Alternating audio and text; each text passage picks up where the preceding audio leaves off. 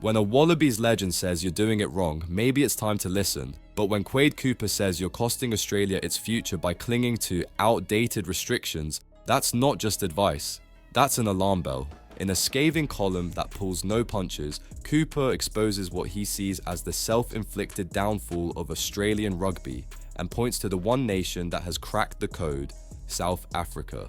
Former Wallabies fly half Quade Cooper has launched a blistering critique of Rugby Australia's stubborn stance on overseas-based player eligibility, urging the union to finally abandon its outdated model and follow the path of the Springboks. South Africa has won 2 World Cups by embracing overseas-based players. Meanwhile, Australia's refusal to go down the same path has cost the Wallabies immensely, Cooper wrote in his Courier Mail column. With the Jito law and its partial relaxations still acting as a barrier, Cooper insists RA is circling the same arguments every year without having the courage to change. Every year, the same debate circles Australian rugby: should overseas-based players be allowed to represent the Wallabies? And every year, we rehash the same talking points without facing the obvious truth. If we want to compete with the world's best, we need to select the world's best players, regardless of where they play. Look at South Africa.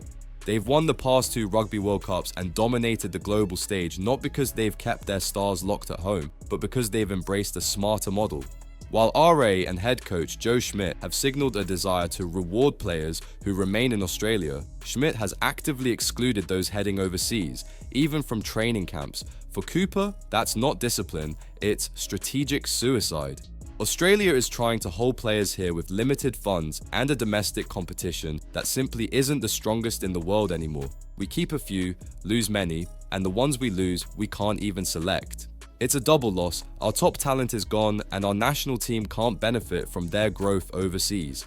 And the damage is already showing. Players like Taniela Tupou, Tom Hooper, Langi Gleeson, Angus Bell, Noah Lolesio, Len Ikitau, and Rob Liotard are all heading abroad, but most won't be picked. Meanwhile, South Africa lets Europe sharpen their stars while local rugby benefits from reduced payroll pressure.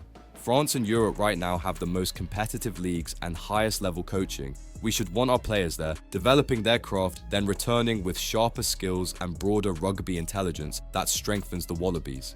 Let our players chase opportunities overseas, let others pay their salaries, and let Australian rugby reap the benefits of their growth. Cooper also exposes the massive financial disparity, noting that RA earns just a tenth of what the NRL does in TV rights. For him, it's simple. You can't win a global fight with local resources alone. He does not deny that domestic investment is key, but says it must be paired with dropping the broken system. The current stars won't suffer by being overseas, they'll grow stronger, while the next generation builds a powerful home competition everyone eventually wants to come back to. And with a home World Cup in 2027, Cooper says the time for excuses is over. We cannot afford to limit our selection. The priority must be having the best possible Wallabies side on the field, no matter where those players earn their living. Players like Will Skelton, Taniela Tupou, and Langi Gleeson should all be eligible to play, whether they're based in Sydney or Paris. The second test against the Lions showed glimpses of what we can do with a strong game plan, but we needed more punch for longer. The only way to guarantee that punch is to pick the absolute best talent available, full stop.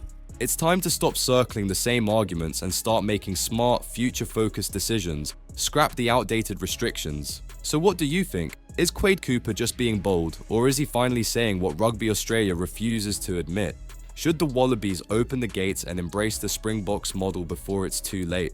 Let us know in the comments and subscribe to Green and Gold Army News for the raw truth, unfiltered passion, and the fight for the Wallabies' future.